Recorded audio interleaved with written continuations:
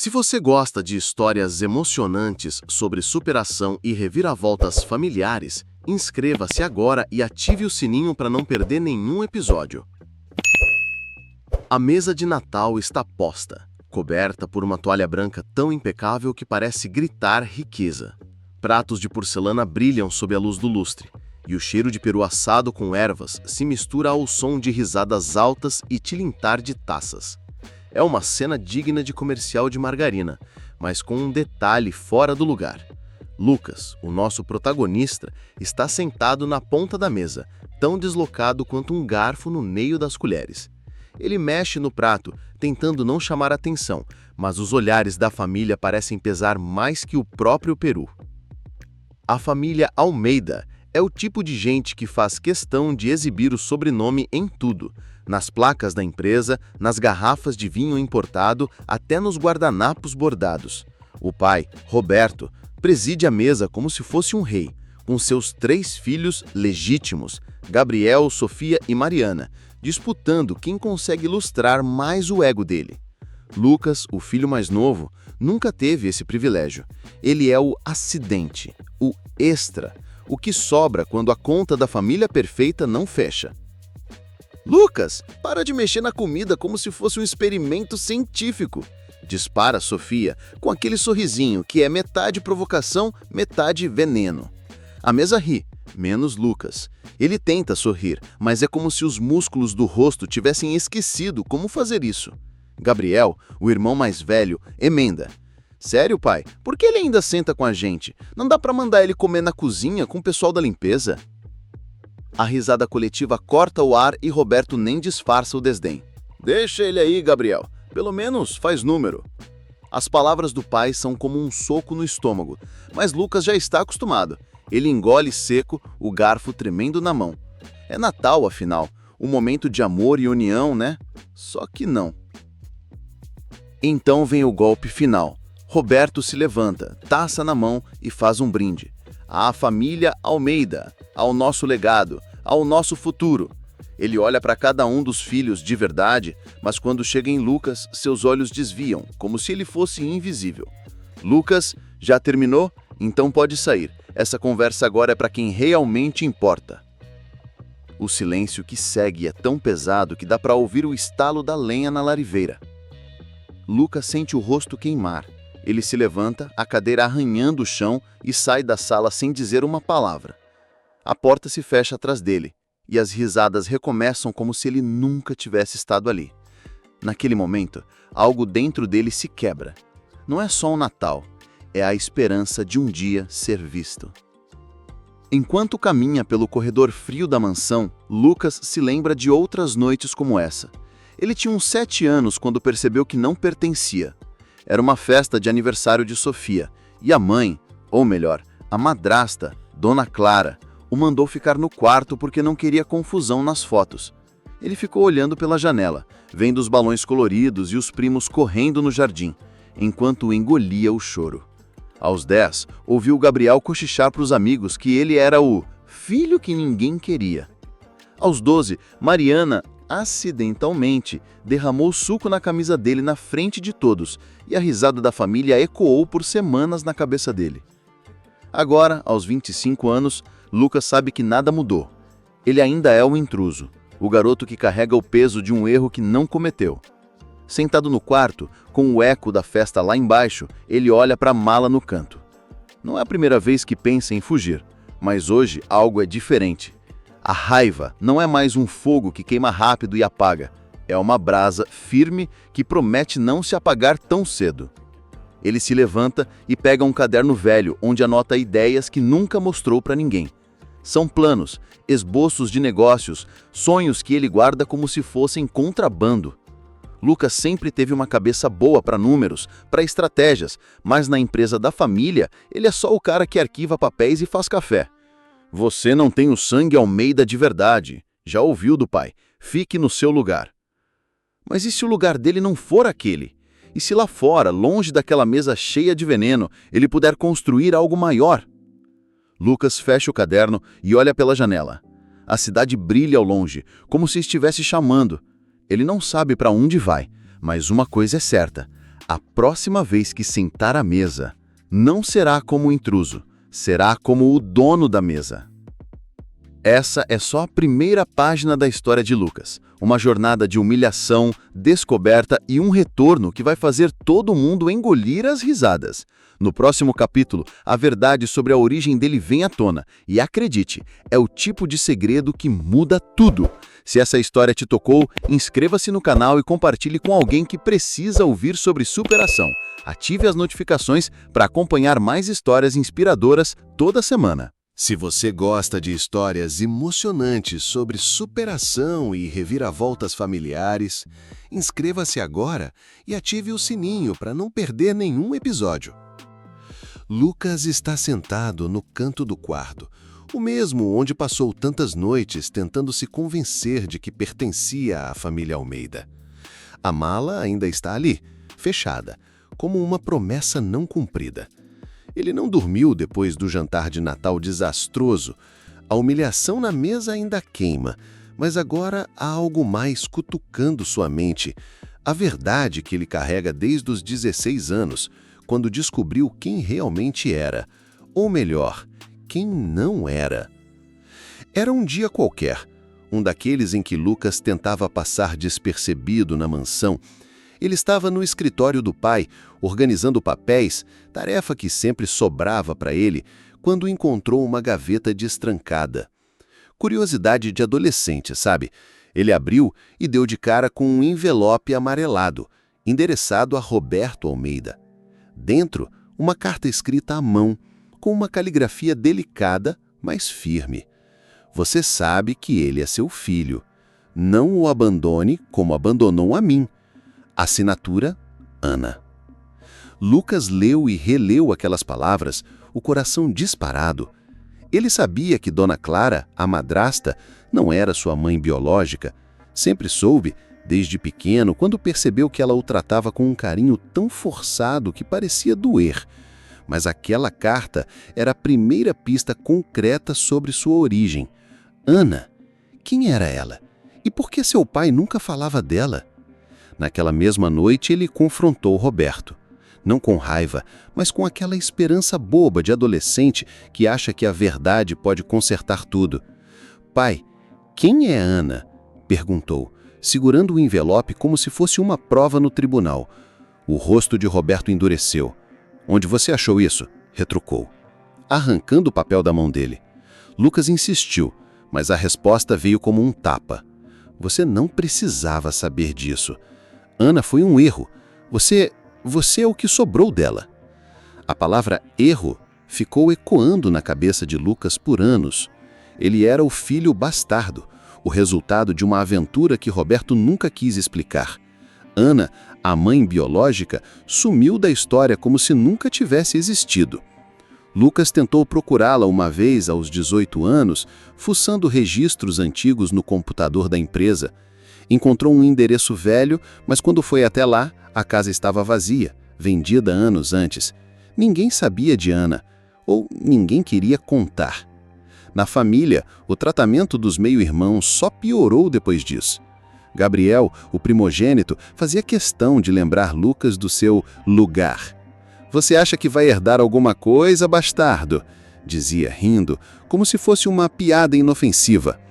Sofia era mais sutil, mas não menos cruel.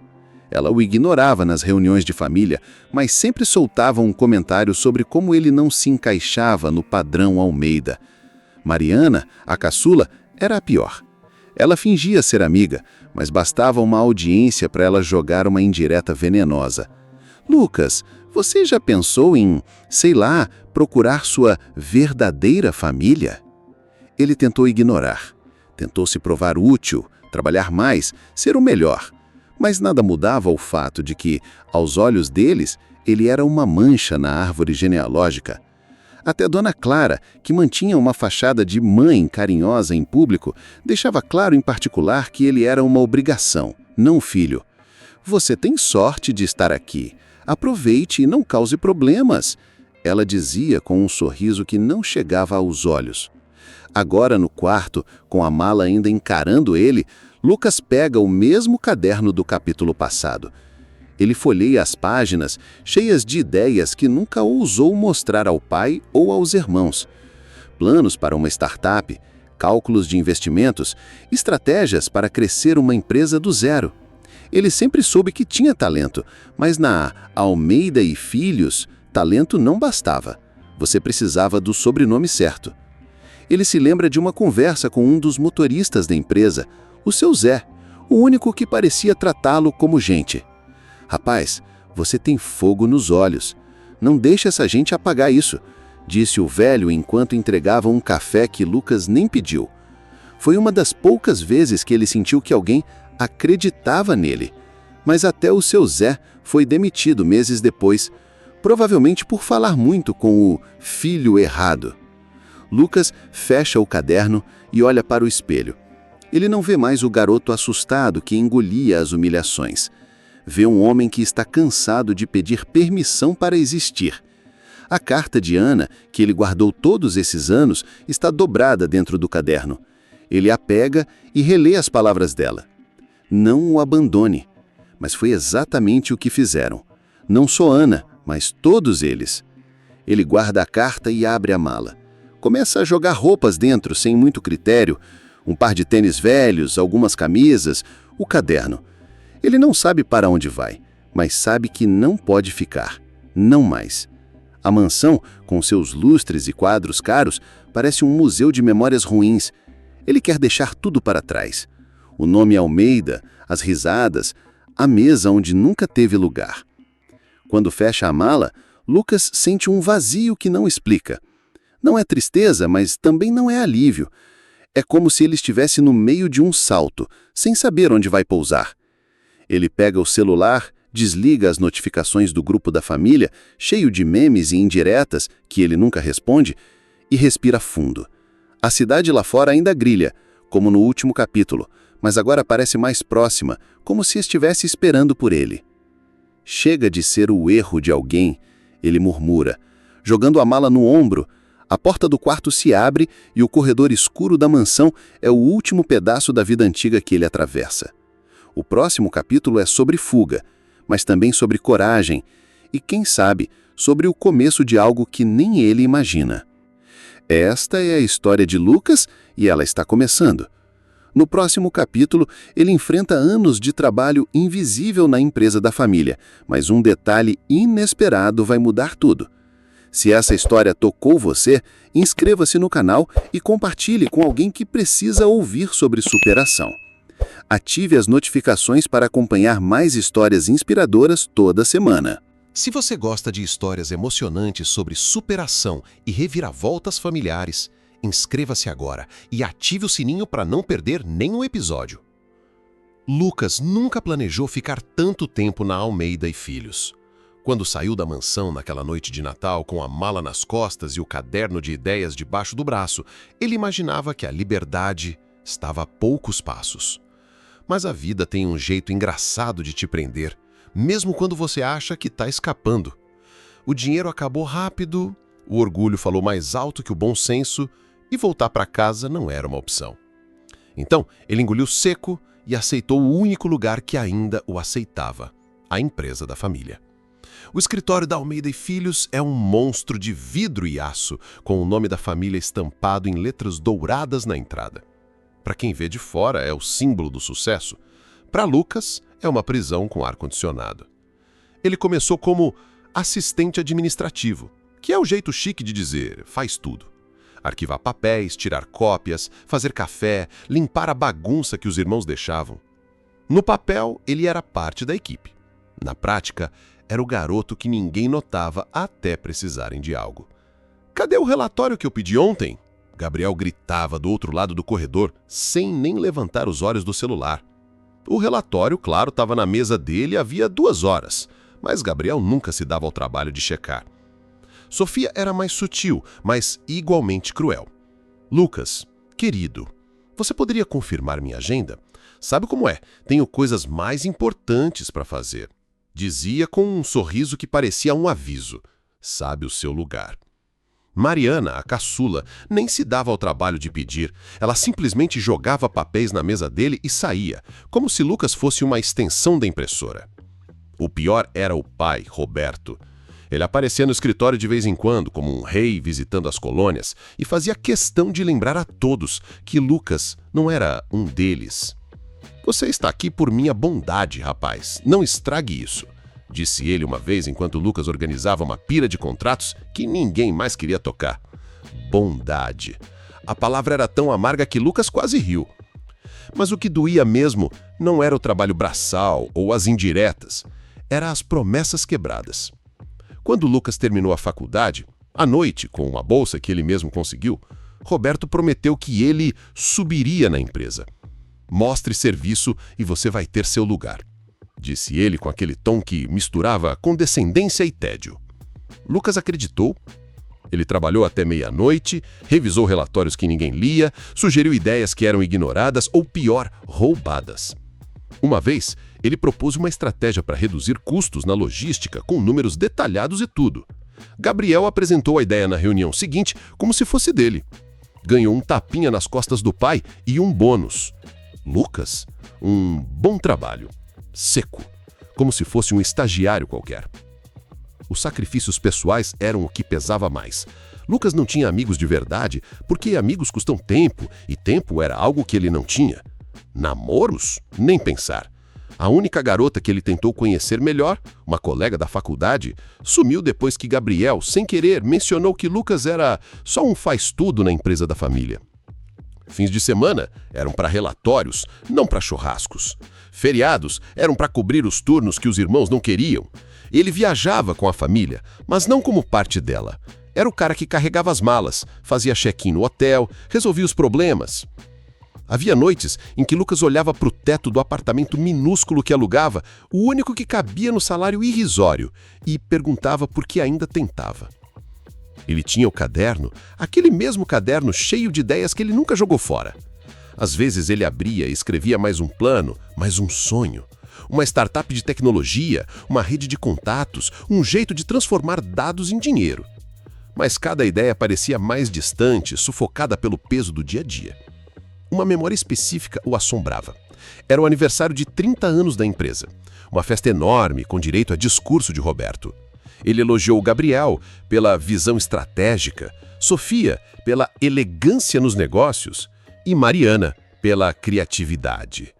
Lucas, que passou semanas organizando o evento, nem foi mencionado. Ele estava lá, no fundo do salão, segurando uma bandeja de champanhe porque o garçom tinha faltado. Quando Roberto passou por ele, só disse: "Não derrube nada, hein?" E riu como se fosse uma piada. Naquela noite, algo mudou. Ele voltou para o apartamento, abriu o caderno e pela primeira vez não escreveu nada. Ele só olhou para as páginas, para os anos de ideias que nunca viraram nada. Ele pensou na carta da manhã, que ele ainda guardava. Não o abandone. Mas abandonar era tudo que a família fazia e ele estava cansado de esperar por um reconhecimento que nunca viria. No dia seguinte, ele foi ao escritório como sempre. Mas enquanto arquivava mais uma pilha de papéis, ouviu uma conversa no corredor. Era Gabriel, falando ao telefone. "O velho tá ficando doente. Se ele bater as botas, a gente divide tudo. O Lucas, aquele não leva nada. Nunca levou." A risada de Gabriel foi como um estalo. Lucas percebeu que, se continuasse ali, seria apagado para sempre, não só da mesa de Natal, mas do futuro. Ele olhou para a jadeira onde guardava o caderno, escondido dos olhares curiosos. Pegou-o, colocou na mochila e, pela primeira vez em anos, saiu do escritório antes do horário. O ar lá fora parecia diferente, mais leve. Ele não sabia para onde estava indo, mas sabia que não podia mais ficar. A mala, o caderno, a carta de Ana eram as únicas coisas que ele levaria. O resto, que ficasse com os Almeida. A jornada de Lucas está prestes a dar uma guinada. No próximo capítulo, uma morte misteriosa e um testamento escondido vão revelar segredos que nem ele imaginava. Se essa história tocou você, inscreva-se no canal e compartilhe com alguém que precisa ouvir sobre superação. Ative as notificações para acompanhar mais histórias inspiradoras toda semana. Lucas está sentado no ponto de ônibus, a mochila com o caderno e a carta de Ana aos seus pés. O barulho da cidade, buzinas, vozes, o ronco dos motores parece abafar o eco das palavras de Gabriel que ele ouviu no corredor. O Lucas, aquele não leva nada, nunca levou. Ele ainda não sabe para onde vai, mas a ideia de deixar Almeida e Filhos para trás é como tirar um peso do peito. Só que antes que ele possa decidir o próximo passo, o telefone toca. É Dona Clara, a madrasta, com a voz trêmula. Lucas, você precisa vir para casa, agora. Se o avô... Ele faleceu. O avô, seu Antônio, era a única figura na família que parecia enxergar Lucas como algo além de um erro. Não que ele fosse carinhoso, o velho era duro como pedra, mas às vezes soltava um "você tem cabeça boa, rapaz", que fazia Lucas sentir que valia alguma coisa. Agora, ele se foi. Um infarto, disseram, rápido e inesperado. Lucas hesita, mas algo o faz voltar à mansão. Talvez curiosidade, talvez um último fio de esperança. A casa está um caos quando ele chega. Gabriel está gritando ao telefone com advogados, Sofia organiza papéis com uma cara de quem planeja dominar o mundo e Mariana chora no canto, mais por drama do que por tristeza. Roberto, o pai, está trancado no escritório. Dona Clara puxa Lucas para o lado e sussurra. A leitura do testamento é amanhã. Você precisa estar lá. É a primeira vez que ela fala com ele sem aquele tom de superioridade, e isso o deixa desconfiado. A leitura do testamento acontece numa sala abafada, com um advogado de terno caro e óculos que parecem pesar mais que ele. A família está toda lá, menos Lucas. Quando ele tenta entrar, Gabriel bloqueia a porta. Isso é assunto de família, Lucas. Você sabe que não faz parte disso. O advogado, sem levantar os olhos dos papéis, murmura algo sobre todos os herdeiros terem direito. Gabriel ri, mas deixa Lucas sentar num canto, como se fosse um favor. O testamento é lido e o clima fica pesado.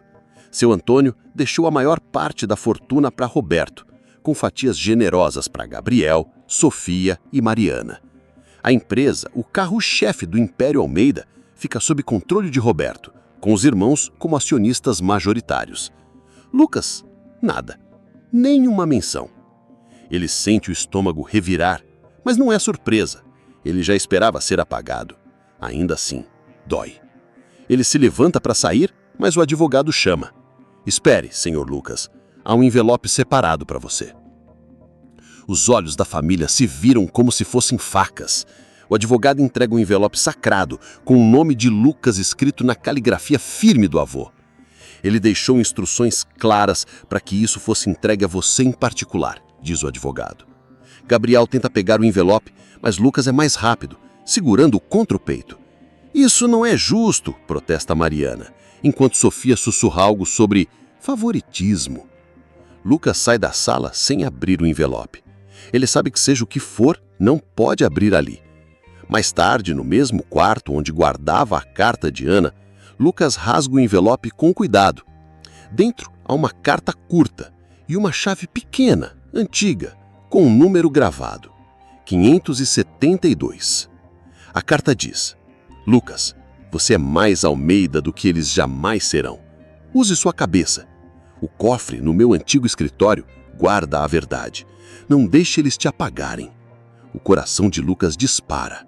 Seu Antônio sabia o que Lucas enfrentava e deixou algo para ele. Mas o quê? Ele se lembra do escritório do avô, um lugar que ninguém usava desde que seu Antônio se aposentou. Fica num prédio velho da empresa, quase esquecido. Lucas vai até lá na mesma noite, com a chave na mão e a carta no bolso. O prédio está vazio. O silêncio só quebrado pelo zumbido das lâmpadas fluorescentes. O cofre está escondido atrás de um quadro, exatamente onde ele imaginava.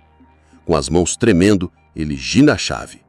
Dentro, há documentos amarelados, fotos antigas e um diário. Os documentos são um choque.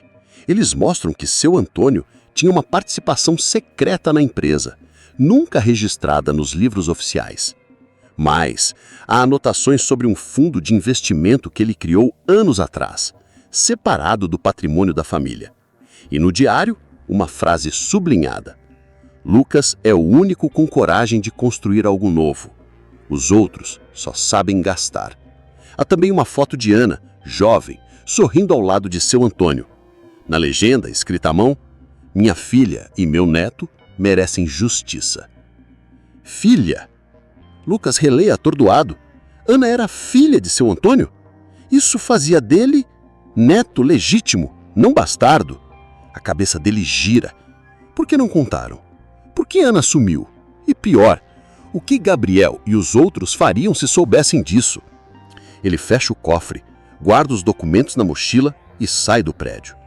A cidade lá fora está quieta, mas dentro dele é o furacão. Enquanto caminha, Lucas percebe que está segurando algo maior do que imaginava. Não é só sobre herança, é sobre verdade e sobre o que ele vai fazer com ela. Ele aperta a mochila contra o peito, pensando na frase do avô: não deixe eles te apagarem. Pela primeira vez, ele sente que tem uma chance de lutar. Mas lutar significa enfrentar a família. E ele não sabe se está pronto. A história de Lucas está pegando fogo.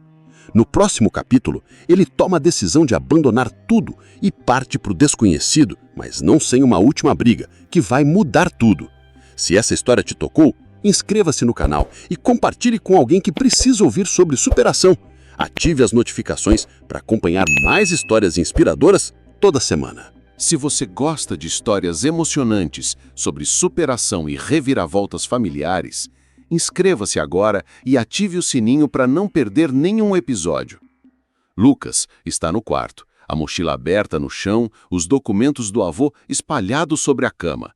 A foto de Ana, sua mãe, ao lado de seu Antônio, o encara como se pedisse respostas. Ele ainda não digeriu a bomba. Ele não é o filho bastardo, mas o neto legítimo, herdeiro de uma verdade que a família enterrou. A chave do cofre, os papéis, o diário, tudo isso é uma granada com o pino puxado. Mas o que fazer com ela? Confrontar a família? Exigir seu lugar? Ou jogar tudo fora e começar do zero?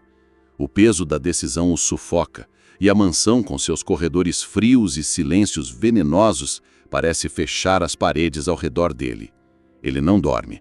Passa a noite relendo o diário do avô, procurando pistas, algo que diga o que fazer. Mas seu Antônio não deixou um mapa, só deixou uma frase: você é mais Almeida do que eles jamais serão. É o suficiente para acender algo em Lucas, uma faísca que não explica. Ele não quer mais ser o cara que engole calado, que organiza papéis enquanto os outros riem. Ele quer ser mais. Mas não ali, não naquela casa, não naquela empresa, não naquela cidade onde cada esquina lembra quem ele não é. A decisão vem de repente, como se alguém tivesse ligado o interruptor. Ele vai embora. Não amanhã, não na semana que vem. Agora. Ele junta os documentos, a carta de Ana, o caderno de ideias e enfia tudo na mochila. Roupa, só o essencial. Dinheiro, o pouco que sobrou do salário. Ele não tem um plano, mas tem uma certeza. Ficar é morrer aos poucos. Antes de sair, ele sabe que precisa encarar Roberto. Não por coragem, mas porque algo dentro dele exige um ponto final. Ele bate na porta do escritório do pai, o mesmo onde encontrou a carta de Ana anos atrás. Roberto está lá, debruçado sobre papéis, com uma garrafa de uísque pela metade. O homem parece menor do que o Lucas lembra, como se o peso da morte do avô tivesse encolhido ele. O que você quer, Lucas? Roberto pergunta sem tirar os olhos dos documentos. A voz é cansada, mas cortante, como sempre. Lucas respira fundo. Eu sei quem eu sou. Sei sobre Ana, sobre o avô, sobre tudo. E eu sei que vocês nunca quiseram que eu soubesse. Ele joga as palavras como quem atira pedras, esperando uma reação. Roberto finalmente levanta a cabeça, os olhos estreitos. Você não sabe de nada, garoto. E se sabe, é melhor esquecer. Isso não muda quem você é aqui. Quem eu sou aqui? Lucas ri, um riso seco, sem humor. Eu sou o cara que vocês chutam para debaixo da mesa. Mas isso acaba hoje. Eu tô indo embora. Ele espera uma resposta, algo que mostre que o pai se importa, nem que seja um pouco. Mas Roberto só dá de ombros. Então vá, mas não espere que a porta esteja aberta quando você se arrepender. É o golpe final. Lucas sente a raiva subir, mas engole. Ele não vai dar a eles o prazer de vê-lo explodir. Não se preocupe, eu não volto, diz, e sai batendo a porta. O som ecoa pela mansão e, pela primeira vez, ele não se importa se alguém ouviu. Ele pega um ônibus naquela mesma noite, sem destino certo. A mochila é tudo o que tem, junto com o caderno e os documentos do avô. A cidade fica para trás, as luzes da mansão desaparecendo na distância. Ele sente um vazio, mas também uma liberdade que nunca experimentou. É assustador como pular de um penhasco sem saber se tem rede embaixo, mas é melhor que ficar preso. Os primeiros dias são um borrão. Ele se hospeda num hotel barato, daqueles com um carpete manchado e cheiro de mofo. O dinheiro some rápido e o medo começa a apertar. Ele pensa em Ana, na mãe que nunca conheceu. Será que ela também fugiu? Será que ela sentiu esse mesmo vazio? Ele relê a carta dela, não o abandone.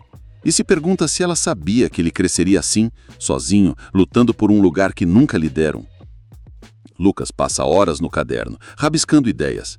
Ele sempre foi bom com números, com estratégias, mas nunca teve chance de mostrar. Agora, sem a sombra da família, ele começa a imaginar algo maior. Uma empresa própria, talvez. Algo que não dependa do nome Almeida. Mas como começar do zero, sem contato, sem dinheiro, sem nada? Ele caminha pela cidade nova, uma mistura de prédios velhos e neon piscante. É barulhenta, viva, diferente da bolha rica onde cresceu. Ele para num café, pede o mais barato do cardápio e observa as pessoas. Executivos, estudantes, artistas de rua. Todos parecem saber para onde estão indo. Ele não, mas enquanto toma o café aguado, ele sente algo que não sentia em anos. Curiosidade.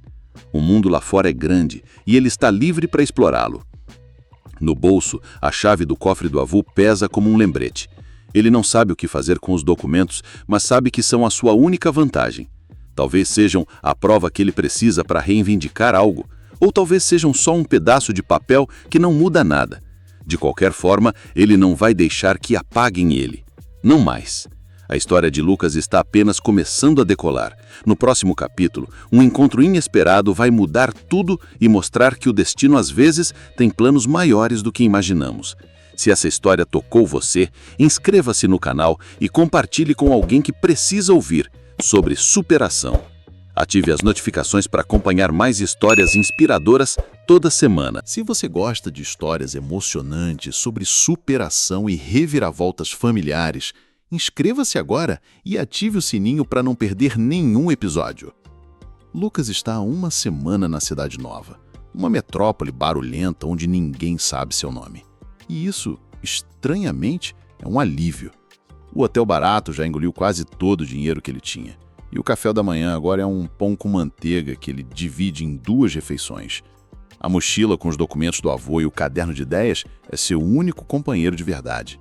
Ele passa os dias andando, observando, tentando entender como o mundo funciona fora da bolha dos Almeida. Mas a verdade é que ele está perdido. Livre, sim, mas perdido. É numa dessas caminhadas, numa tarde cinzenta, com cheiro de chuva, que o destino dá uma piscadela.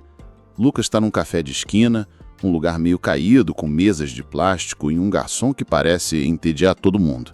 Ele está revisando o caderno, rabiscando ideias para um aplicativo de logística que nunca saiu do papel, quando um homem se aproxima. É mais velho, uns 60 anos, com cabelo grisalho bagunçado e um paletó que lá viu dias melhores. Você parece alguém com um plano que não sabe como começar, diz o homem, apontando para o caderno com um sorriso torto. Lucas levanta os olhos, desconfiado. Ele não está acostumado com estranhos que puxam conversa, ainda mais com um tom que parece ler sua alma. Só ideias soltas, responde, fechando o caderno. O homem se senta sempre de permissão, pede um café e se apresenta. Carlos, ex-empresário, ex-sonhador, atual, curioso. E você, quem é? Lucas hesita, mas algo na voz rouca e no jeito desleixado de Carlos o faz baixar a guarda. Ele conta pedaços da história. Não tudo, claro. Fala da família que o chutou, do trabalho que nunca valorizaram, das ideias que ninguém quis ouvir. Carlos escuta, balançando a cabeça como se já tivesse ouvido essa história 1000 vezes. Sabe, garoto, o mundo tá cheio de gente com ideias. O que falta é coragem para tirá-las do papel. Você tem isso? A pergunta pega Lucas desprevenido. Coragem? Ele fugiu sim, mas agora tá ali, com um caderno e nenhum tostão. Talvez coragem seja mais do que sair correndo. Carlos continua. Eu já vi muitos como você. Gente com fogo nos olhos, mas sem ninguém para soprar a chama. Quer um conselho? Encontre alguém que acredite em você antes de você acreditar em si mesmo. Os dois passam horas conversando. Carlos conta que já teve uma empresa de tecnologia nos anos 90, antes da bolha estourar. Perdeu tudo, mas ganhou algo melhor, contatos e experiência. Ele fala com uma mistura de saudade e ironia, como quem sabe que a vida dá voltas. Quando Lucas mostra o caderno, meio sem querer, meio por impulso, os olhos de Carlos brilham. Logística, hein? Isso é ouro puro se você souber jogar. Conheço um cara que precisa de alguém como você. O cara é Eduardo, um empreendedor que está montando uma startup de entregas urbanas. Carlos marca o encontro no dia seguinte, num galpão improvisado num galpão reformado. Lucas vai, meio esperando que seja uma furada. Mas Eduardo é o oposto de tudo o que ele conheceu na Almeida e Filhos. É jovem, fala rápido e parece genuinamente interessado nas ideias de Lucas. Você já trabalhou com otimização de rotas? Pergunta, olhando os esboços do caderno. Lucas explica, meio gaguejando, o que passou anos rabiscando. Eduardo não ri, não desdenha. Ele anota, pergunta mais e, no fim da reunião, faz uma oferta. Quero você na equipe. Não prometo dinheiro agora, mas prometo que suas ideias vão ser ouvidas. É a primeira vez que alguém vê valor no que o Lucas faz. Ele aceita na hora, mesmo sabendo que é um salto no escuro. Nos dias seguintes, ele mergulha no trabalho. O galpão vira o seu novo lar, com mesas cheias de papéis, laptops antigos e uma energia que ele nunca sentiu na empresa da família. Ele sugere mudanças no algoritmo de rotas e Eduardo implementa. Ele propõe parcerias com pequenos negócios locais e a ideia começa a ganhar forma. Pela primeira vez, o Lucas sente que está construindo algo, não apenas limpando a bagunça dos outros. O Carlos aparece de vez em quando, sempre com um café na mão e um comentário sarcástico. Não se esqueça, garoto, sucesso é só 10% ideia, o resto é suor e um pouco de sorte. O Lucas ri, mas sabe que o Carlos está certo. Ele trabalha até de madrugada, dorme no sofá do galpão quando está exausto. O dinheiro é pouco, mas a sensação de ser visto, de ser útil, vale mais do que qualquer bônus que Gabriel já ganhou. Enquanto isso, os documentos do avô seguem na mochila, intocados. Lucas ainda não sabe o que fazer com eles. Parte dele quer usar a verdade para esfregar na cara da família, mas outra parte, a que está começando a gostar dessa nova vida, acha que talvez não precise. Ele está descobrindo quem é sem o peso do nome Almeida. E pela primeira vez, ele gosta no que vê. À noite, antes de dormir, ele pega a foto de Ana e seu Antônio. Pensa na mãe que nunca conheceu, no avô que acreditou nele. Você é mais Almeida do que eles jamais serão, a carta dizia. Talvez seja verdade, mas agora o Lucas quer ser mais do que um Almeida. Ele quer ser ele mesmo. A história de Lucas está tomando forma, e o próximo capítulo vai mostrar como ele começa a construir um império do zero, com aliados inesperados e desafios que vão testar a sua coragem. Se essa história tocou você, inscreva-se no canal e compartilhe com alguém que precisa ouvir sobre superação. Ative as notificações para acompanhar mais histórias inspiradoras toda semana. Se você gosta de histórias emocionantes sobre superação e reviravoltas familiares, inscreva-se agora e ative o sininho para não perder nenhum episódio. Lucas está em uma sala de conferências, a primeira com paredes de vidro e cadeiras que não parecem saídas de um brechó. A Rota Certa agora é uma empresa que faz barulho, e ele, aos 28 anos, é o cara por trás dos números, que todo mundo quer. Mas hoje, ele não está ali para falar de logística. Está em um evento de tecnologia, daqueles cheios de gente que troca cartões como se fossem cartas de baralho. Ele odeia essas coisas, o aperto de mãos forçados, os sorrisos falsos. Mas Carlos, seu mentor, insistiu. Rede de contatos, garoto, é isso que te leva ao topo. Disse com aquele jeito de quem já viu o mundo girar. É nesse evento que ele a conhece, Isabel. Ela entra na sala como se o lugar pertencesse a ela, com um vestido azul que não grita riqueza, mas sussurra poder. Isabel é herdeira da Mendes e Associados, uma gigante do setor de importação e filha de Vicente Mendes, um tubarão dos negócios que faz o pai de Lucas parecer um peixinho de aquário. Ela se aproxima de Lucas depois da palestra dele, onde ele explicou o crescimento da Rota Certa com uma clareza que até os investidores mais rabugentos aplaudiram. Boa apresentação. Mas você fala como se tivesse algo a provar. Diz ela com um sorriso que é metade provocação, metade curiosidade. Lucas ri, meio desarmado. Talvez eu tenha, responde. E os dois começam a conversar. Isabel é diferente de todo mundo que ele já conheceu. Ela não se impressiona com títulos ou sobrenomes, mas com ideias. Eles passam a noite trocando histórias, ela sobre crescer sob a sombra do pai, ele sobre fugir da sombra da família. Há uma química que Lucas não esperava, algo que o faz esquecer o caderno, os documentos do avô, até o peso do passado. As semanas seguintes são um redemoinho. Isabel e Lucas se encontram em cafés, eventos, até numa lanchonete às 2 da manhã, rindo de como o milkshake é melhor que qualquer vinho caro. Ela é inteligente, direta e não tem paciência para joguinhos. Quando Lucas conta pedaços da sua história, sem entrar nos detalhes mais pesados, ela não faz cara de pena. Só diz: "Você construiu tudo isso do zero. Isso é mais do que a maioria dos herdeiros que conheço pode dizer." Pela primeira vez, Lucas sente que alguém o vê como ele é, não como o filho bastardo ou o cara da startup. O romance vira algo mais sério quando Vicente Mendes entra na jogada.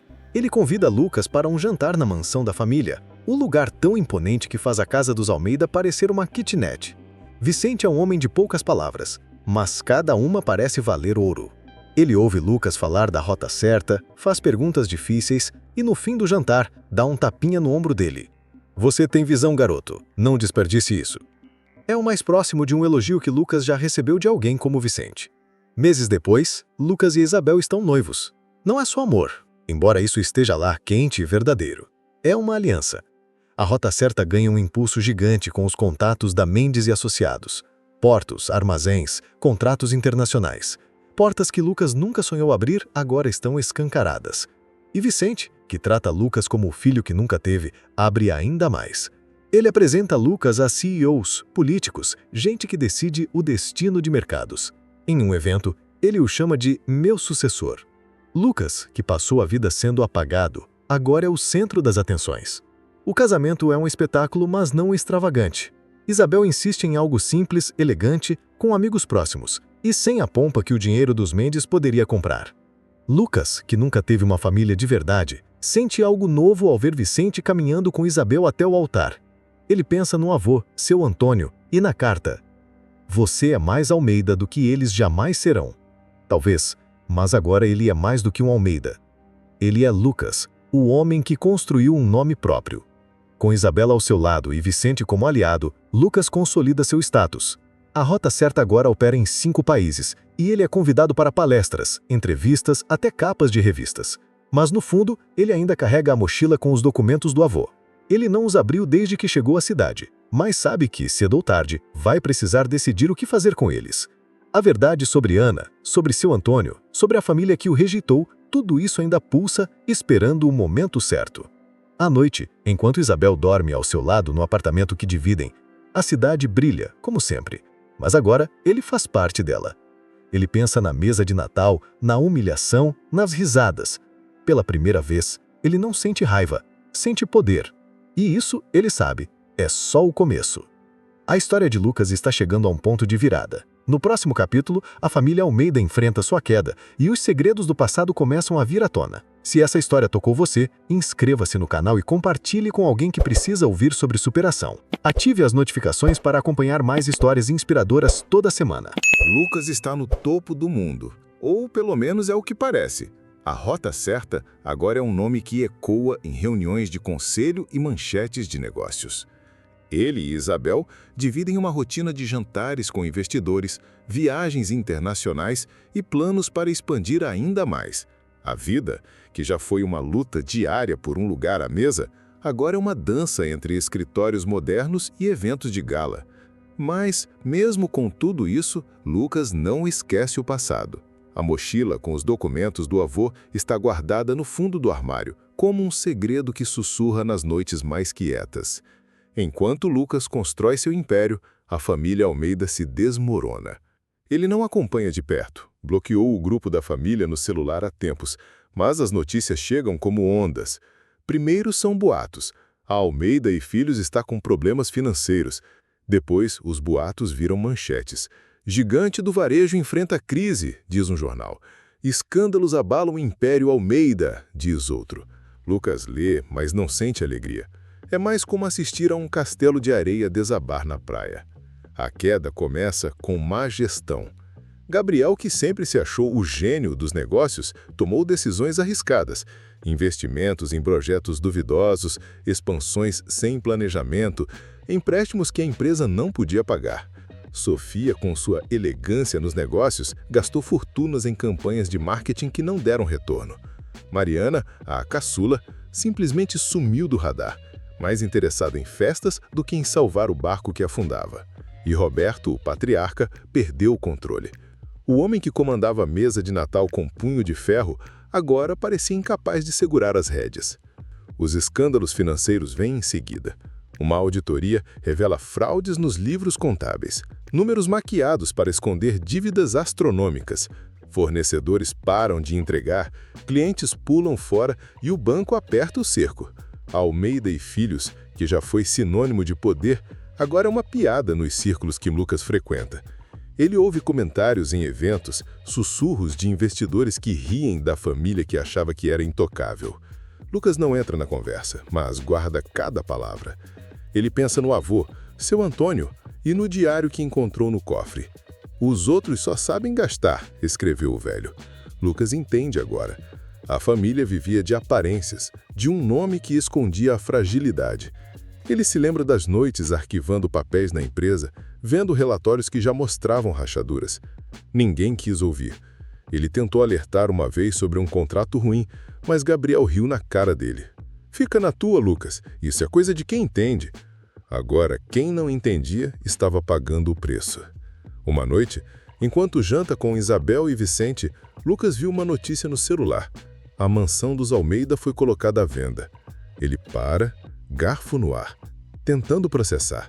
Aquela casa, com seus lustres caros e corredores frios, era o palco de todas as suas humilhações.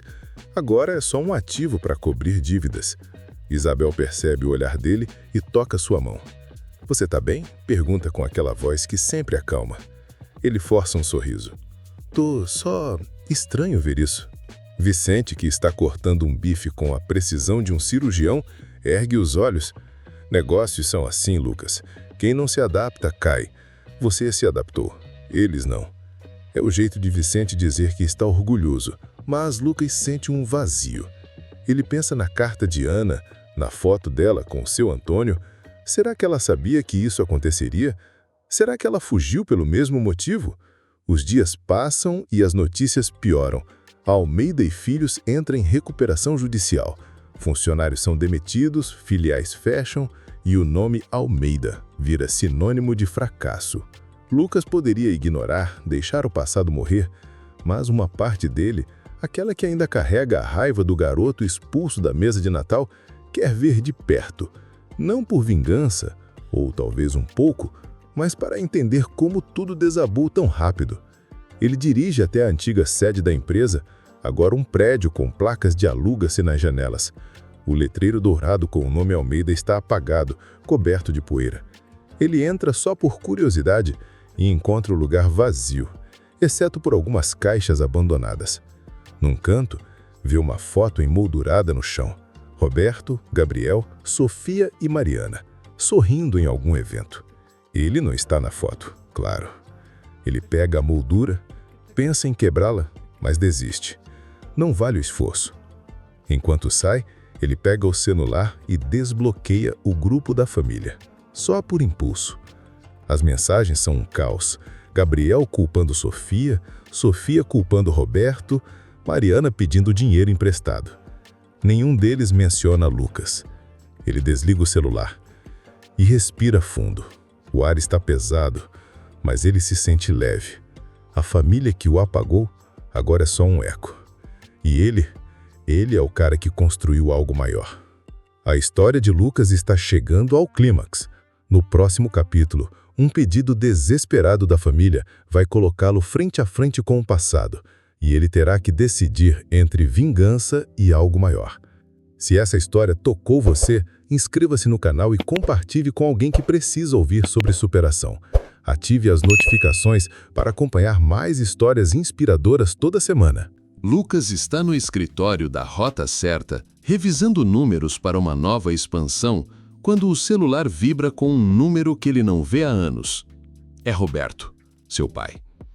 Ele hesita, o dedo pairando sobre a tela. Parte dele quer ignorar, deixar o passado onde está, enterrado, como Almeida e Filhos. Mas outra parte, aquela que ainda carrega o eco da mesa de Natal, quer saber o que ele tem a dizer. Ele atende, e a voz do outro lado é irreconhecível, rouca, trêmula, sem o tom de rei que Roberto sempre teve. Lucas, precisamos conversar. É importante. O pedido pega Lucas desprevenido. Ele imaginava que, se algum dia ouvisse de novo da família, seria Gabriel com arrogância ou Sofia com indiretas. Mas Roberto, implorando? Ele marca um encontro num café neutro, longe da mansão que não existe mais. Quando chega, vê o pai sentado numa mesa no canto, encolhido, com rugas que parecem ter dobrado desde a última vez. Roberto não é mais o homem que comandava a mesa com um brinde. É um estranho, derrotado, segurando uma xícara como se ela fosse salvar ele. A empresa acabou, Lucas. Começa Roberto sem rodeios. Ele conta o que Lucas já sabia pelas manchetes. Dívidas, credores batendo a porta, a família inteira em pânico, Gabriel está escondido em algum lugar, fugindo de processos. Sofia tenta vender joias para pagar contas. Mariana, sempre a mais dramática, sumiu depois de uma briga feia. Eu sei que não fomos justos com você, mas você é o único que pode ajudar agora. A frase é um soco. Lucas quase ri, mas o som fica preso na garganta. Ajudar? Depois de tudo? Ele pensa na carta de Ana, nos documentos do avô, na chave do cofre que ainda carrega no bolso. Ele pensa nas noites arquivando papéis, nas risadas na mesa de Natal, no "Você não é um de nós", que ecoou por anos. Mas Roberto continua, como se lesse seus pensamentos. Eu sei que te tratamos mal, mas somos família. Você não pode virar as costas agora. Antes que Lucas possa responder, o telefone toca de novo. É Gabriel. Ele não espera nenhum alô antes de disparar. Lucas, você tem que ajudar. A gente tá ferrado, cara. Você tá nadando em dinheiro com essa sua empresa, não é? Joga uma corda pra gente. A voz dele tem um tom de desespero misturado com aquela arrogância que Lucas conhece tão bem. Ele desliga sem dizer nada. Minutos depois, Sofia manda uma mensagem. Lucas, por favor, precisamos de você. Vamos esquecer o passado, tá? Até Mariana, que ele não ouvia há meses, envia um áudio choroso pedindo só um empréstimo. Lucas olha para Roberto, que espera uma resposta com olhos suplicantes. Ele sente o peso do momento, como se o mundo tivesse parado para ouvir o que ele vai dizer. Vingança seria fácil. Ele poderia jogar os documentos do avô na mesa, expor a verdade sobre Ana, sobre o fundo secreto, sobre o fato de que ele é mais Almeida do que qualquer um deles. Poderia rir na cara do pai, como Gabriel riu dele tantas vezes. Ou simplesmente virar as costas e deixar eles se afogarem. Mas algo o segura. Ele pensa em Isabel, no jeito que ela o olha como se ele fosse suficiente. Pensa em Vicente, que o tratou como filho sem pedir nada em troca. Pensa em Carlos, que viu potencial nele quando ele era só um cara perdido num café. E pensa num avô, cujo diário dizia: Lucas é o único com coragem de construir algo novo. Vingança não é construir, é destruir, e ele já destruiu o suficiente dentro de si mesmo. Eu preciso pensar, Roberto, diz ele finalmente com a voz firme. Não é tão simples. Ele se levanta, deixa dinheiro na mesa para o café e sai. O pai tenta falar algo, mas as palavras morrem no ar. Lucas caminha pela cidade, o vento frio batendo no rosto. Ele sente raiva, sim, mas também uma clareza que não tinha antes. Ele não precisa deles, mas será que eles merecem afundar sem uma chance? Naquela noite, no apartamento, ele conversa com Isabel. Ela ouve, como sempre, sem julgar. Você não deve nada a eles, Lucas. Mas você também não precisa carregar essa raiva para sempre. Faça o que te deixa em paz. Ele pega os documentos do avô, olha a foto de Ana. Pela primeira vez, ele se pergunta se ajudar a família seria trair a mãe que nunca conheceu ou honrar o avô que acreditou nele. Ele não decide naquela noite, mas sabe que quando voltar a enfrentar os Almeida, será em seus termos. E dessa vez, ele não será o garoto expulso da mesa. A história de Lucas está chegando ao ápice.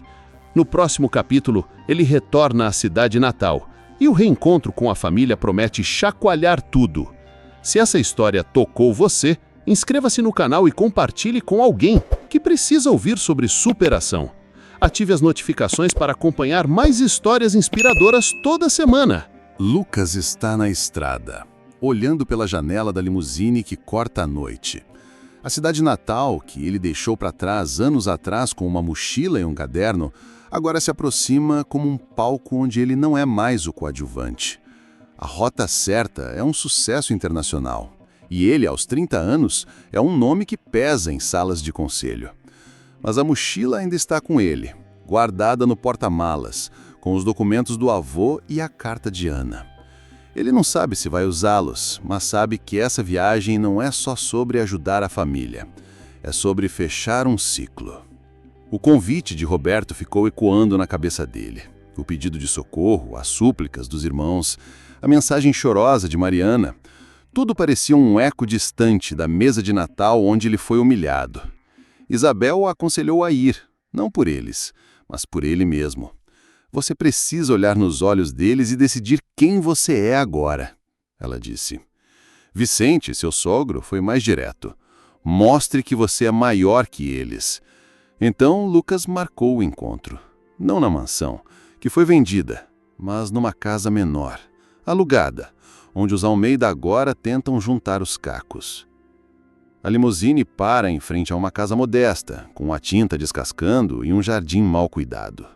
Lucas respira fundo, ajeita o paletó, um contraste com o jeans surrado que usava quando fugiu, e toca a campainha. Quem abre a porta é Dona Clara, a madrasta, que congela ao vê-lo. Lucas, meu Deus! Ela tenta um sorriso, mas é como se o rosto dela tivesse esquecido como fazer isso. Ele entra e o silêncio da casa é quase tão pesado quanto da antiga mansão. A família está na sala, reunida como numa versão barata do passado. Roberto está mais magro, com olheiras que denunciam noites sem sono. Gabriel, que já foi o rei do escritório, parece menor, com a camisa amassada e o olhar baixo. Sofia tenta manter a pose, mas o cabelo preso de qualquer jeito e a falta de maquiagem traem o esforço. Mariana, sentada no canto, abraça os joelhos como uma adolescente assustada. Nenhum deles parece pronto para o Lucas que entra pela porta. Você veio, diz Roberto, com um tom que mistura alívio e vergonha. Lucas não responde de imediato. Ele olha ao redor, notando a ausência dos quadros caros, dos lustres, de qualquer traço do poder que os Almeida exibiam. Vim porque você pediu, diz ele por fim, sentando-se numa cadeira que range. Mas não espere que eu seja o mesmo Lucas que vocês expulsaram. O silêncio que segue é constrangedor, como se a sala inteira estivesse prendendo a respiração. Gabriel tenta quebrar o gelo com um riso forçado. Cara, relaxa. A gente está numa situação difícil, mas somos família, né? A palavra família soa como um insulto na boca dele, e Lucas sente a raiva subir. Ele pensa na mesa de Natal, no "Sai, Lucas, isso é para quem importa". Mas ele se controla. Não veio para gritar, veio para entender. Roberto toma a palavra, explicando o que sobrou da Almeida e Filhos. Dívidas, processos, credores batendo na porta. Ele fala como se fosse um relatório, mas a voz treme. Você construiu algo grande, Lucas. A gente sabe. Só queremos uma chance de reconstruir também. Sofia assente, tentando parecer sincera. Você sempre foi bom com números. Talvez possa nos ajudar a reorganizar. Lucas olha para cada um deles, buscando um sinal de remorso genuíno. Ele vê desespero, sim, mas também aquele velho brilho de interesse. Eles não querem ele. Querem o dinheiro dele, o sucesso dele, o nome que ele construiu. Ele pensa em Isabel, em Vicente, em Carlos, nas pessoas que o viram quando ele era ninguém, e pensa no avô, cujo diário está na mochila, esperando para ser usado. Vocês querem minha ajuda, diz Lucas com uma calma que surpreende ele mesmo. Mas e se eu quiser algo em troca? Os olhos de Gabriel se estreitam, como se sentisse o golpe vindo. O que você quer, Lucas? Dinheiro não é problema, né? A pergunta é quase uma provocação. Mas Lucas só sorri. Ele não responde. Ainda não. O jantar que segue é uma paródia da mesa de Natal de anos atrás. A comida é simples, o clima é tenso e ninguém ousa rir. Lucas ema em silêncio, observando. Ele vê Roberto tentando manter a pose, Gabriel mexendo no celular, Sofia lançando olhares nervosas, Mariana brincando com a comida. É como se o tempo tivesse invertido os papéis. Agora, ele é quem tem o poder. E eles sabem disso. Quando a sobremesa chega, um bolo seco que ninguém toca, Lucas se levanta. Vou pensar no que vocês pediram. Mas saibam de uma coisa. Se eu ajudar, será do meu jeito.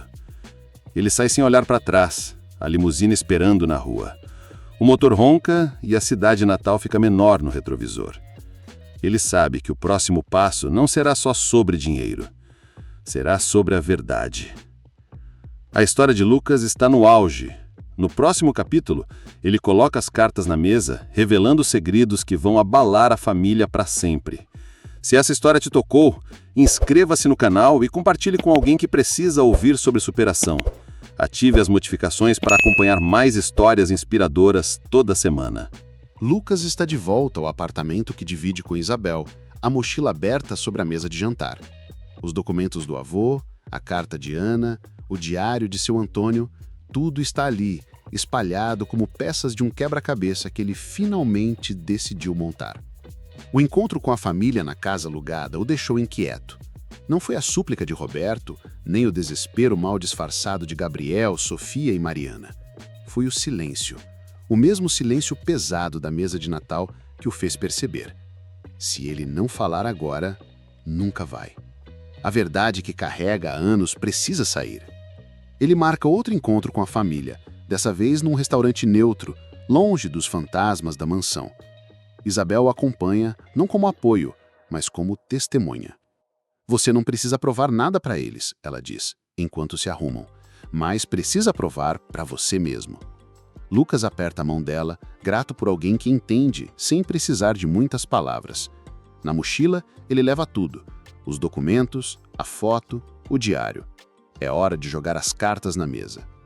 O restaurante é discreto, com mesas espaçadas e luz baixa. A família já está lá quando Lucas e Isabel chegam. Roberto tenta um sorriso forçado, Gabriel mexe no celular com nervosismo, Sofia ajeita o cabelo como se isso pudesse salvar sua dignidade e Mariana olha para o prato vazio, evitando o contato visual. Lucas senta, coloca a mochila ao lado e vai direto ao ponto. Antes de falar sobre qualquer ajuda, precisamos conversar sobre a verdade. Ele tira a foto de Ana com seu Antônio e coloca no centro da mesa. Vocês sabiam que Ana era filha do avô? Que eu sou neto legítimo, não um bastardo? A pergunta cai como uma bomba. Roberto engasga com a água, Gabriel para de mexer no celular, Sofia regala os olhos e Mariana solta um "o quê?" que ecoa no restaurante. Lucas continua com a voz calma, mas firme. Eu sei de tudo. O fundo secreto do avô, as fraudes na empresa, as mentiras que vocês contaram para me manter fora. Ele puxa os documentos do cofre, um a um. Contratos que mostram a participação oculta de seu Antônio na Almeida e Filhos, anotações no diário sobre como Roberto escondeu a verdade sobre Ana para proteger a imagem da família e o mais chocante, uma carta do avô, escrita meses antes de sua morte, detalhando como ele suspeitava que sua doença não era natural. Ele escreveu que estava sendo envenenado, pouco a pouco, por alguém próximo. Ele deixa a frase pairar, observando as reações. Roberto fica pálido, as mãos tremendo. Isso é absurdo, Lucas, você está inventando coisas. Mas a voz dele trai o medo. Gabriel tenta rir, mas é um som seco, nervoso. Tá delirando, cara? Quem ia fazer uma coisa dessas? Sofia, pela primeira vez, não tem uma resposta pronta. Mariana começa a chorar, balbuciando algo sobre não saber de nada. Lucas não acusa ninguém diretamente. Ele não precisa. A dúvida já está plantada. Então, ele revela o último documento. Um testamento alternativo, nunca registrado, onde seu Antônio deixa o fundo secreto para Lucas com uma condição: que ele use o dinheiro para construir algo maior que os Almeida. O fundo, segundo os papéis, vale milhões, mais do que o suficiente para salvar a empresa da família se Lucas quisesse. Mas ele não mostra alívio ou raiva. Ele só olha para eles, esperando. Roberto é o primeiro a quebrar o silêncio. Lucas, se isso é verdade, por que você não disse antes? Poderíamos ter resolvido juntos. A tentativa de soar conciliador é tão falsa que Isabel revira os olhos. Lucas responde com um tom que corta como faca. Resolvido? Como resolveram quando me expulsaram da mesa? Ou quando me fizeram arquivar papéis enquanto vocês gastavam o que não tinham? Ele se inclina para frente, os olhos fixos no pai. Eu sei o que vocês fizeram com Ana. Expulsaram ela, como me expulsaram a mim, e com o avô. Eu não sei se o que ele escreveu é verdade, mas sei que vocês esconderam quem eu sou para proteger o nome de vocês. E agora querem meu dinheiro para salvar o mesmo nome que me apagou. O silêncio é ensurdecedor. Gabriel tenta argumentar, mas gagueja. Sofia murmura algo sobre mal-entendidos. Mariana chora mais alto. Roberto, pela primeira vez, não tem uma resposta pronta. O que você quer, Lucas? Pergunta com a voz quebrada. Lucas ri, mas não é um sorriso feliz. Que vocês admitam tudo. A verdade sobre Ana, sobre o avô, sobre mim. Depois a gente fala de ajuda. Ninguém responde. O jantar termina com pratos intocados e a família saindo em silêncio, como se fugisse de um julgamento. Lucas e Isabel voltam para o carro e ele sente um alívio estranho. Não é o fim que ele imaginava, mas é o começo de algo. Ele segurou a verdade com uma arma, mas não disparou. Ainda. A história de Lucas está no ápice. No próximo capítulo, ele faz uma proposta que pode salvar ou destruir a família, e uma escolha moral vai definir o seu futuro. Se essa história tocou você, inscreva-se no canal e compartilhe com alguém que precisa ouvir sobre superação. Ative as notificações para acompanhar mais histórias inspiradoras toda semana. A sala estava silenciosa, mas o clima parecia de tempestade. O pai, antes tão altivo, agora estava afundado na poltrona, como se ela fosse engoli-lo. Os meio-irmãos, todos alinhados no sofá, olhavam para o chão, talvez tentando achar ali alguma saída para a vergonha. Eu coloquei a pasta sobre a mesa de centro.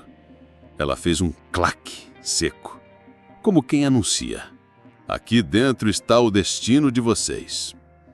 Então é isso, comecei sem pressa. A empresa está quebrada, os credores batendo na porta, e a única pessoa disposta a comprar sou eu. Meu irmão mais velho levantou a cabeça rápido, como se tivesse acabado de ouvir que ia ganhar uma herança. Mas a expressão dele mudou quando continuei. Só que tem condições. Dei um sorriso leve, aquele sorriso que só quem já foi humilhado e sobreviveu consegue dar. Primeiro, vocês continuam trabalhando na empresa, mas nos cargos que eu escolher. Segundo, o salário vai ser proporcional ao desempenho. Ou seja, preparem-se para sentir o que é lutar pelo pão de cada dia. E terceiro, nenhuma decisão importante será tomada sem minha aprovação. Minha irmã caçula, a mais orgulhosa, soltou um suspiro indignado. Isso é humilhação! Ah, retruquei com a voz calma. Vocês ainda não viram nada. O pai fechou os olhos, como se pesasse cada palavra. Eu sabia que ele odiava a ideia de depender de mim, mas também sabia que não tinha outra saída. E foi nesse momento que me dei conta. O poder que eles tanto usaram contra mim agora estava inteiro nas minhas mãos. E vou confessar, não era uma sensação ruim. No dia seguinte, marquei um encontro individual com cada membro da família. Nada de grandes plateias, apenas conversas diretas. Comecei pelo meu irmão mais velho. Ele tentou disfarçar, mas ainda se via como o chefe da família. Eu sei que cometi erros, disse ele, olhando de lado. Mas era o que o papai mandava fazer. E obedecer ordens ruins te isenta de responsabilidade? Perguntei. Ele ficou em silêncio. Não era arrependimento ainda, era desconforto, mas já era um começo. Depois veio minha irmã. Ela, ao contrário dele, estava com os olhos marejados. Eu tinha inveja de você, porque mesmo sendo tratado como... Bom, você sabe, ainda conseguia sorrir. Confesso que essa me pegou. Ninguém nunca tinha dito isso. Por último, meu pai. Ele entrou devagar, como se carregasse décadas de peso nos ombros. Sentou-se e ficou olhando para mim sem dizer nada. Sabe, pai, eu passei anos querendo que o senhor me visse. Só me visse. Não como um erro, não como um peso. Ele respirou fundo. Eu errei. Muito. E não sei se posso consertar. Essa foi a primeira vez que ouvi algo assim dele. E por mais que meu lado vingativo quisesse aproveitar o momento, algo dentro de mim começou a mudar. Naquela noite, fiquei acordado pensando. Eu podia esmagá-los, podia transformá-los em exemplo do que acontece quando se despreza alguém. Mas e depois? Ia viver melhor? Ia me sentir inteiro? A resposta veio devagar, como chuva fina. Talvez a verdadeira vitória fosse não me tornar igual a eles. O Natal daquele ano foi diferente. A mesa não era tão farta quanto a da minha infância, mas tinha algo que eu nunca tinha visto antes: leveza. Convidei todos, sim, até eles. E para minha surpresa, todos vieram. Sem luxo, sem ostentação, apenas pessoas. Sentei na cabeceira, não porque eu precisava provar alguma coisa, mas porque era o meu lugar agora. O pai estava ao meu lado. De vez em quando, me lançava um olhar meio tímido, como quem ainda tenta entender se é bem-vindo. Os irmãos conversavam baixo, ainda meio constrangidos, mas pelo menos tentavam. No meio do jantar, percebi que estava rindo, não aquele riso de quem está se defendendo, mas de quem realmente está se divertindo. Era como se, finalmente, eu tivesse entendido que família não é quem divide o sangue, mas quem escolhe estar ao seu lado. No final, levantei minha taça. Brindemos, disse olhando para todos, ao que passou, ao que ficou e, principalmente, ao que vamos construir daqui para frente. E enquanto os copos se tocavam, pensei no menino que um dia foi expulso da mesa. Se ele pudesse ver essa cena, entenderia. O verdadeiro poder não é fazer os outros se curvarem, é não precisar que eles se curvem.